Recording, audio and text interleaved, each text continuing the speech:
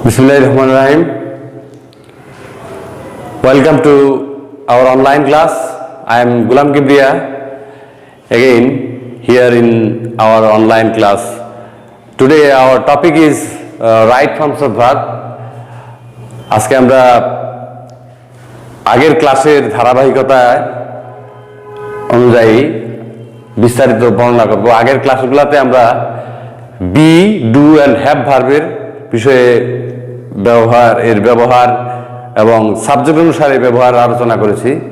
আজকে প্রথমে আমরা রাইট ফর্মস অফ ভার্ব আমরা লিখেছি, আলোচনা করব রাইট ফর্মস অফ ভার্বটা আসলে কি এবং একটা ভার্ব কত রকমের হতে পারে এবং কিভাবে হতে পারে সেটা নিয়ে আমরা বিস্তারিত আলোচনা করব এবং সেই সঙ্গে উদাহরণ সহ বিস্তারিত আলোচনা করব।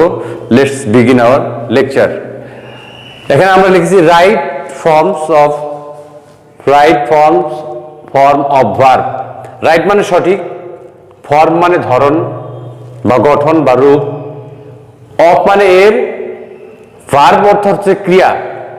তো এখানে প্রিপোজিশন যখন থাকে সেন্টেন্সে তখন ইংরেজিতে আমাদেরকে পিছন দিক থেকে কথা বলতে হয়, যেমন ক্রিয়ার সঠিক রূপ বা ধরন। তো রাইট ফর্মস অফ ভার্বের অর্থ তাহলে কি? ক্রিয়ার বা ভার্বের, আমরা যদি বলি ইংরেজিতে ভার্ব বা ক্রিয়ার সঠিক রূপ বা ধরন। এখন আমরা ভার্বের কয়টা ফর্ম হতে পারে এটা নিয়ে আমরা অনেকেই দ্বিধাদ্বন্দ্বে ভুগি। তো সাধারণত আমাদের যে বইগুলা, বাংলাদেশ বা ইন্ডিয়ান যে বইগুলা, এগুলাতে দেখা যায় যে 6, 7, 8টা ধরন দেওয়া থাকে। তো আমরা সেইগুলা নিয়ে আলোচনা করব। তো ভার্বের মূলত আসলে আমরা ফর্ম যেটা বুঝি, ভার্বের form, how many kinds of form of verb are there in English, অর্থাৎ ইংলিশে ভার্বের ফর্ম কয়টা। ফর্ম মানে কিন্তু ভার্বের ভার্ব কত প্রকার সেটা না, কিন্তু এখানে আমি উদাহরণের মাধ্যমে দেখাচ্ছি। ভার্ব মূলত ভার্বের ফর্ম বলতে আমরা যেটা বুঝি প্রেজেন্ট ফর্ম বা বেস ফর্ম, পাস্ট ফর্ম, আর হচ্ছে পাস্ট পার্টিসিপল ফর্ম। তো আমরা এখানে আজকে লিখেছি ভার্ব 1 মানে বেস ফর্ম। এই যে উপরে আমরা বেস ফর্ম লিখেছি, এটাই হচ্ছে প্রেজেন্ট ফর্ম। তারপরে verb 2 past form, verb 3 past participle form, verb 4 দিয়ে আমরা দিয়েছি, এটা আমরা বোঝার জন্য আমরা দিয়ে থাকি। আসলে ভার্ব 1 গ্রামারে অরিজিনাল ইংলিশ রাইটার যারা আছেন তারা কখনো এইভাবে লেখেন না। আমরা এটা বোঝানোর জন্য ভার্ব 1, 2, 3, 4, 5, 6 এটা আমরা একটা টেকনিক হিসেবে ব্যবহার করি স্টুডেন্টদের বোঝানোর জন্য। তো এই যে আমরা 7টা ফর্ম দিয়েছি, যে কারণে verb V3, V1, V2, V3, V4, 5, 6, 7 এই 7টা ফর্ম নিয়ে আমরা আলোচনা করব। তো আমি প্রথমে যেটা বললাম, যেটা ভার্ব 1 প্রেজেন্ট ফর্ম বা বেস ফর্ম। বেস ফর্ম আমরা কেন বলি, যেমন আমরা এখানে প্রত্যেকটা ফর্মেরই উদাহরণ আমরা দিয়েছি। Present form write present form, V2 past form wrote, V3 past participle written, এটার উচ্চারণটা কিন্তু রিটন, WRITTEN, অনেকেই টি একটা দেয় কিন্তু এটা হবে WRITTEN, রিটন। তো এটা হচ্ছে পাস্ট পার্টিসিপল ফর্ম। এরপরে প্রেজেন্ট পার্টিসিপল হচ্ছে আইএনজি ফর্ম, অর্থাৎ বেস ফর্মের সঙ্গে আইএনজি যোগ করে আমরা এখানে রাইটিং করেছি, রাইটিং ফর্ম। আইএনজি ফর্ম মূল ভার্ব, মেইন ভার্বটা কাজ করবে রাইটিং হিসাবে। এরপরে আরেকটা আছে জিরান্ট সেন্টেন্সে নাউনের কাজ করে। যেখানে আমরা এখানে নাউন লিখেছি, ঠিক একইভাবে যেমন প্রেজেন্ট পার্টিসিপলে রাইটের সঙ্গে আইএনজি যোগ করে রাইটিং হয়েছে, একইভাবে জিরান্ডের সঙ্গেও জিরান্ডের বেলায় রাইট এর সাথে আইএনজি যোগ করে রাইটিং হয়েছে। তো এটার ব্যবহারটা আলাদা, কিন্তু এটার ধরনটা একই রকম দেখতে, রূপটা একই দেখতে, কিন্তু এর অর্থ কিন্তু সেন্টেন্সে ভিন্ন, আলাদা। আমরা এক্সাম্পল দিয়ে বুঝাই দিব এবং লিখেছি। এরপরে infinitive, verb 6 infinitive to write, অর্থাৎ টু প্লাস ভার্বের বেস ফর্ম যখন হয় তখন সেটা হয় infinitive. Number 7 third person singular or s es ies form, অর্থাৎ আমরা রাইট ফর্মস অফ ভার্বে জানি যে সাবজেক্ট থার্ড পারসন সিঙ্গুলার হলে ভার্বের শেষে প্রেজেন্ট টেন্সে, মনে রাখতে হবে প্রেজেন্ট ইনডিফিনিট টেন্সে যদি সাবজেক্ট থার্ড পারসন সিঙ্গুলার হয় তাহলে ভার্বের সাথে এস অথবা ইএস বসে, সেটা আরেকটা ফর্ম। তো সেটা এই যে রাইটস আমরা দিয়েছি, হি রাইটস এ লেটার। তো এখানে আমরা যে বেস ফর্ম বলি, আসলে এইটা বেস ফর্ম কেন? এখানে রাইট, WRIT রাইট, এখান থেকেই সবকিছু কিন্তু হয়। এখান থেকে আমরা রাইট থেকে রোড লিখি,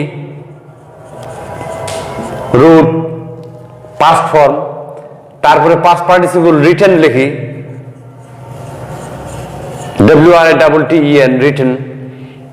এরপরে আমরা যখন আইএনজি করি তখন WRITING, এখানে আইএনজি যোগ করি, রাইটিং। তো এই রাইট থেকেই কিন্তু রাইটিং, তারপর রোড, রিটেন এগুলা হলো। এই জন্যই এটাকে বেস ফর্ম বলে বা রুট ফর্ম বলে। রুট বলতে আমরা বুঝি মূল বা শিকড়। তো সেই একটা ফর্ম থেকেই সবকিছু তৈরি হয়। তো এখন আমরা উদাহরণগুলো দেখব। প্রেজেন্ট ফর্ম, আমরা এই 7টা ফর্মেরই কিন্তু একটা ওয়ার্ড দিয়ে কিন্তু আমরা ব্যবহার করছি, write, wrote, written, writing, writing, wrote, singular form, third person সিঙ্গুলারেও রাইটিং। এখন আমরা সেন্টেন্সটা বলতেছি। Present form, you write a letter, bracket প্রশ্নে এরকম থাকবে ইউ রাইট এ লেটার। এখানে সাবজেক্ট সেকেন্ড পারসন হওয়ার কারণে এখানে আমরা যেহেতু এখানে লিখছি বেস ফর্ম, আমরা শুধু বেসটাই লিখবো, যে কারণে এখানে আমরা ইউ ব্যবহার করছি। খেয়াল করতে হবে আসলে আমি কি বোঝাতে যাচ্ছি, সেটা হচ্ছে যে আমরা এখানে রাইট লিখছি, এখানে রাইটই আমি লিখবো। তো সেই অনুসারে আমি সাবজেক্ট বসাইছি। তো রাইট এখানে ইউ, সাবজেক্ট ইউ, এখানে রাইট। প্রশ্নে রাইট থাকলে সেই অনুসারে যদি সাবজেক্ট সেকেন্ড পারসন হয় অথবা থার্ড পারসন প্লুরাল হয় তাহলে রাইট হবে।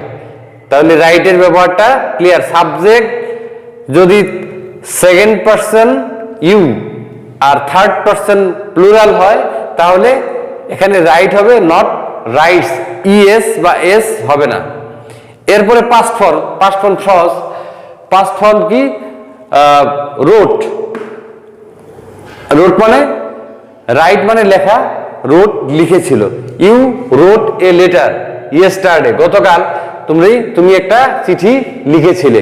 আমরা জানি যে সেন্টেন্সে যদি yesterday, last day, last night, last month এই পাস্ট অতীত কোনো কথা থাকে তাহলে সেক্ষেত্রে ভার্বের টু অর্থাৎ ভার্বের পাস্ট ফর্ম ব্যবহৃত হয়। You wrote a letter yesterday. তারপরে verb 3 past participle form. Past participle form হচ্ছে রাইটের পাস্ট পার্টিসিপল ফর্ম হচ্ছে রিটন। তো এখানে আমরা দিয়েছি you have written a letter, you have written a letter. এখানে পরীক্ষায় থাকবে ইউ হ্যাভ রাইট, পরীক্ষায় কিন্তু এখানে থাকবে রাইট, তোমাকে উত্তরটা দিতে হবে রিটেন, কারণ হ্যাভ যেহেতু আছে এখানে you have written a letter. এখানে পাস্ট পার্টিসিপল, এটা present participle, written present participle, কিন্তু এখানে আমরা কিন্তু প্রেজেন্ট পারফেক্ট টেন্স ব্যবহার করেছি। প্রেজেন্ট পারফেক্ট টেন্সে কারণে এখানে হ্যাভ হয়েছে আর রিটেন হয়েছে ভার্বের পাস্ট পার্টিসিপল ফর্ম। এখানে কিন্তু একটু অনেকেই ভুল বুঝতে পারে যে আমি লিখলাম পাস্ট পার্টিসিপল ফর্মটা লিখছি আমি, কিন্তু রাইটের পাস্ট পার্টিসিপল ফর্ম হচ্ছে রিটেন। এখানে ইউ হ্যাভ রিটেন লেটার, এটা কিন্তু প্রেজেন্ট পারফেক্ট টেন্স হয়ে গেছে, কারণ এখানে রিটেন লিখতে গেলে আমাকে হ্যাভ দিতেই হবে। তো এখানে আমি পাস্ট পারফেক্ট টেন্স লিখতে পারতাম, you had written a letter, সেটাও কারেক্ট। এটা যদি হ্যাড দেওয়া হয়, হ্যাভের পরিবর্তে যদি এখানে হ্যাড দেওয়া হয়, তাহলেও you had written a letter, সেটাও কারেক্ট। কারণ হ্যাভ, হ্যাজ, হ্যাড এরপর ভার্বের থ্রি বসে, অর্থাৎ পাস্ট পার্টিসিপল ফর্ম বসে। তাহলে কি you have written a letter, এটা প্রেজেন্ট পারফেক্ট টেন্স, আর এটা হচ্ছে ভার্বের ভার্ব থ্রি ভার্স পাস্ট পার্টিসিপল ফর্ম। এরপরে প্রেজেন্ট পার্টিসিপল হচ্ছে আইএনজি ফর্ম, ভার্বের সঙ্গে আইএনজি। তো রাইটের সঙ্গে এই যে আমি এখানে কিছুক্ষণ আগে বললাম রাইট, WRITING, রাইটিং, তাহলে রাইটিং প্রেজেন্ট পার্টিসিপল। এখানে একটু আমি বলতে চাই যে অনেকেই প্রেজেন্ট পার্টিসিপল আর প্রেজেন্ট কন্টিনিউয়াস টেন্স নিয়ে একটু কনফিউশনে ভোগে, কনফিউশন বা মানে বুঝতে পারে না। তো আমি এটা ক্লিয়ার করতে চাই, প্রেজেন্ট কন্টিনিউয়াস টেন্স আর present participle are not the same. Present continuous tense যেমন you are writing, you are writing a letter, you are writing a letter, sorry এখানে you are writing a letter, এখানে এটা হচ্ছে present continuous tense. কেন present continuous tense? এখানে writing, এটাও writing, এখানে পার্টিসিপলের এই যে প্রেজেন্ট পার্টিসিপল এটাও রাইটিং, ঠিকই আছে রাইটিং, কিন্তু এখানে ইউ আর রাইটিং, এখানে তুমি একটি চিঠি লিখিতেছো বা লিখছো, কিন্তু এখানে আমি কি বলেছি, he saw you writing a letter, সে তোমাকে দেখলো রাইটিং এ লেটার, একটি চিঠি লিখতে দেখলো। এখানে কিন্তু এই রাইটিং এর আগে কিন্তু কোনো অক্সিলারি ভার্ব নাই, কিন্তু এই রাইটিং এর আগে কিন্তু অক্সিলারি ভার্ব আছে, যে কারণে এটা আর এটার মধ্যে পার্থক্য। আর এখানে শুধু you are writing a letter, এইটা দ্বারা এটা অক্সিলারি ভার্ব, এটা মূল ভার্ব, এটা কিন্তু এখানে মূল ভার্ব বোঝাইতেছে না। এটা এই যে হি স ইউ, সে তোমাকে দেখলো রাইটিং এ লেটার, অর্থাৎ সে তোমাকে একটা চিঠি লিখতে দেখলো, এই রাইটিং দ্বারা এই ইউ এটার ইউ মানে তুমি, তোমার অবস্থাকে বোঝানো হচ্ছে, মানে তোমাকে কি অবস্থায় দেখলো, সে তোমাকে দেখলো কি অবস্থায়, একটা চিঠি লিখতে। তাহলে এই রাইটিং দ্বারা ইউকে কোয়ালিফাই করা হয়েছে, ইউ এর অবস্থা বোঝানো হয়েছে। তাহলে আমরা জানি যে কোনো ওয়ার্ড যদি সেন্টেন্সের কোনো নাউন বা প্রোনাউনের, আমরা জানি ইউ প্রোনাউন, তো নাউন বা প্রোনাউনের দুষ, গুণ, অবস্থা, পরিমাণ, সংখ্যা ইত্যাদি বোঝায়, সেই ওয়ার্ড দ্বারা আমরা অ্যাডজেক্টিভ বলি। তো প্রেজেন্ট পার্টিসিপল হচ্ছে অ্যাডজেক্টিভের কাজ করে, বাংলায় আমরা এটাকে বলি ক্রিয়া বিশেষণ, নট বিশেষ্য। ক্রিয়া বিশেষণ মানে অ্যাডজেক্টিভ, ইংরেজিতে অ্যাডজেক্টিভ, বাংলায় বিশেষণ। তো এটা গেল প্রেজেন্ট পার্টিসিপল। প্রেজেন্ট পার্টিসিপল তাহলে কি, he saw you writing a letter, সে তোমাকে দেখলো, he saw you writing a letter, একটা চিঠি লিখতে দেখলো। আমার মনে হয় ধারণাটা ক্লিয়ার। আর present continuous tense, you are writing a letter, এখানে কোনো অ্যাডজেক্টিভ বলতে কিছু নাই, এখানে তুমি একটা চিঠি লিখতেছো, সরাসরি এখানে কাজ বোঝানো হয়েছে। এখানেও কাজ আছে, রাইটিং, এখানে কাজও বোঝানো হচ্ছে, আবার এই ইউ এর অবস্থাকে বোঝানোর কারণে এটা অ্যাডজেক্টিভ হিসাবে কাজ করতেছে, যে কারণে এটাকে বলে প্রেজেন্ট পার্টিসিপল, আর এটা হলো প্রেজেন্ট কন্টিনিউয়াস টেন্স। আমার মনে হয় ধারণা ক্লিয়ার, কারণ এর আগে এই রাইটিং এর আগে কোনো অক্সিলারি ভার্ব নেই, আর এই রাইটিং এর আগে অক্সিলারি ভার্ব অবশ্যই দিতে হবে, প্রেজেন্ট কন্টিনিউয়াস টেন্স হোক আর পাস্ট কন্টিনিউয়াস টেন্স হোক। কন্টিনিউয়াস টেন্স যখন হবে তার আগে অক্সিলারি ভার্ব লাগবে, কিন্তু পার্টিসিপলের ক্ষেত্রে কোনো অক্সিলারি ভার্ব প্রয়োজন নেই। That is clear. এবার আসি আমরা verb 5, gerund. Gerund noun. Gerund সেন্টেন্সে নাউন হিসেবে কাজ করে। নাউন আমরা জানি সেন্টেন্সে নাউন কয়েকভাবে ব্যবহৃত হয়, সাবজেক্ট হিসেবে ব্যবহৃত হতে পারে, অবজেক্ট হিসেবে ব্যবহৃত হতে পারে, প্রিপোজিশনে অবজেক্ট হিসেবে ব্যবহৃত হতে পারে। তো এখানে রাইটিং, এখানে আমরা লিখছি জিরান্ট, যেমন আইএনজি ফর্ম, পার্টিসিপল এর আগে প্রেজেন্ট পার্টিসিপল আইএনজি ফর্ম ছিল। তো ফর্ম একই কিন্তু ব্যবহার আলাদা। ব্যবহারটা কি? এখানে অ্যাডজেক্টিভ হিসেবে কাজ করছে, এখানে কাজ করতেছে writing is the part of study. Writing মানে লেখা বা লেখালেখি, is the part of study. Study মানে আমরা জানি অধ্যয়ন। তো পড়ালেখার বা অধ্যয়নের একটা অংশ হচ্ছে রাইটিং মানে লেখা। তাহলে এই রাইটিং এর পরে ভার্ব, এই বি ভার্বটা এখানে মেইন ভার্বে, এটাকে লিঙ্ক ভার্ব বলে। লিঙ্ক, আমি যদি বিস্তারিত পরবর্তীতে হয়তো লিঙ্ক ভার্বের বিভিন্ন প্রকার আছে, সেটা নিয়ে আরেকটা টিউটোরিয়াল আমরা করতে পারবো বা সামনে করব।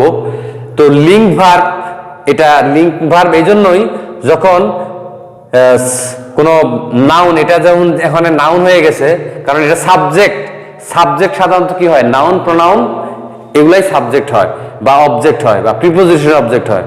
তো এটা লিঙ্ক ভার্ব এই জন্যই যে এই writing is the part of study, এই যেটাই রাইটিং সেটাই পার্ট অফ স্টাডি। আমি বুঝাইতে পারছি কিনা? পার্ট অফ স্টাডি মানে হচ্ছে শিক্ষার একটা অংশ।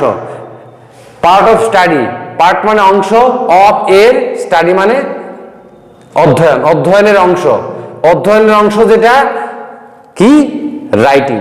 এই ইজ দ্বারা এটা অর্থাৎ ইকুয়াল বোঝানো হয়েছে, অর্থাৎ writing is the part of study. এখানে রাইটিং নাউনের কাজ করতেছে, সাবজেক্ট হিসেবে আছে যেহেতু, writing is the part of study.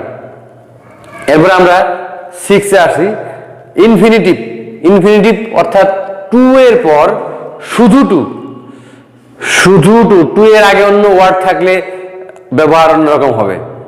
With a view to, look forward to, আমরা জানি এই টাইপের ওয়ার্ডের পর যখন টু থাকে তখন ভার্বের সঙ্গে আইএনজি হয়। With a view to, look forward to, এরপর আইএনজি ফর্ম হয়। কিন্তু শুধু টু প্লাস ভার্ব, তাহলে ভার্বের ওয়ান হবে। ভার্ব এখানে টু প্লাস ভার্ব এখানে ওয়ান। তো এখানে আমরা দিয়েছি he wants a pen to write. এখানে খেয়াল করতে হবে টু রাইট, এখানে এই যে টু রাইট কথাটা কিন্তু সেম আছে। এখানে আমরা যে টু রাইট দিছি, হি ওয়ান্টস এ পেন, সে একটি কলম চায়, to write a letter.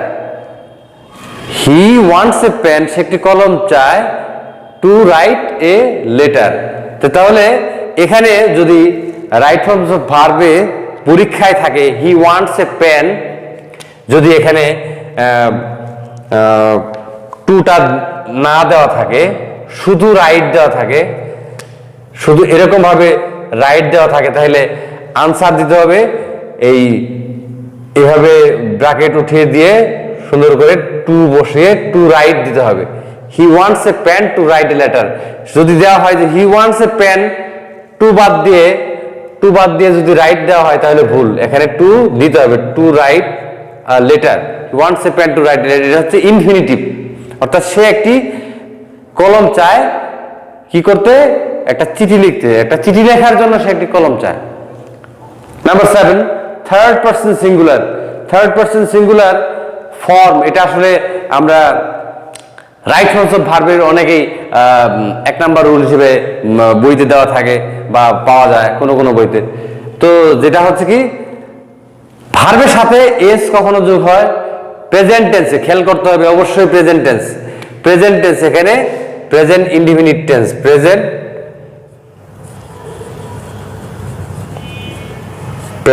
Indefinite tense.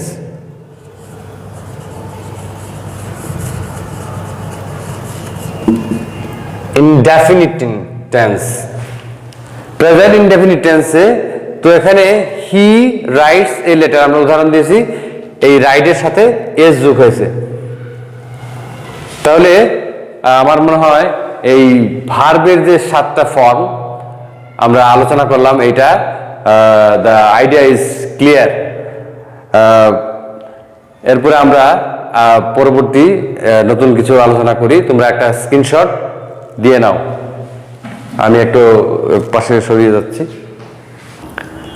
আচ্ছা, তাহলে আমরা তোমরা অবশ্যই ক্লাসটা বুঝতে পারছো আর এবং স্ক্রিনশট নিয়ে অবশ্যই স্ক্রিনশট নিয়েছো। এটা আমাদের রাইট ফর্মস অফ ভার্বের, যদি এর আগে আমরা একটা ক্লাস নিয়েছিলাম, ওটা পার্ট 1 যদি ধরে থাকি, এটা পার্ট 2। তো this is all about part 3।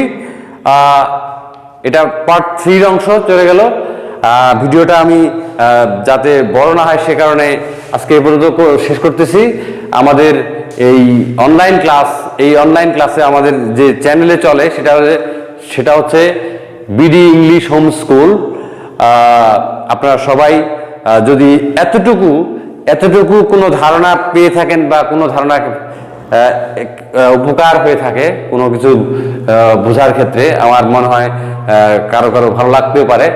আর যারা দেখতেছেন বা দেখবেন, অবশ্যই আমাদের চ্যানেলটাকে সাবস্ক্রাইব করবেন, বেল আইকনটি বাজিয়ে দিবেন, অবশ্যই একটা লাইক, কমেন্টস, শেয়ার করবেন এবং আপনাদের সুস্থতা ও সার্বঙ্গীন দীর্ঘ জীবন, সুস্থ জীবন কামনা করে আজকের ভিডিও শেষ করছি।